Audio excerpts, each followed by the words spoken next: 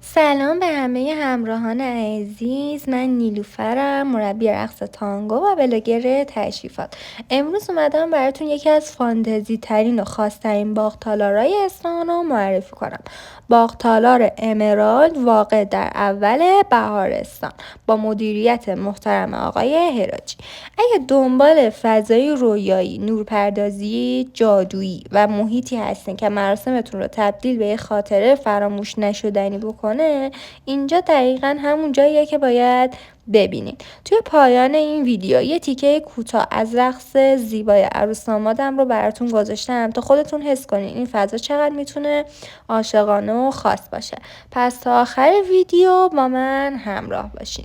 رقص کامل عروس داماد عزیزم توی شب مراسمشون هم براتون آپلود میکنم، چون اینجا رفته بودیم برای تمرین، اونم میتونین مشاهده بکنین. این ورودشون بود، این میز و صندلیای فانتزیشونه، این جایگاه عروس دامادشونه، اینم نورپردازیای خوشگلیه که خدمتتون عرض کردم، اینم دم ورودی باغ و رقص عروس داماد عزیزم توی این لوکیشن زیبا. شماره تماس، آدرس و اطلاعات باغ تالار امرالد رو داخل کپشن براتون ارسال میکنم تا اگه نیاز داشتین باهاشون تماس بگیرین و توضیحات کامل رو بهتون ارائه بدن.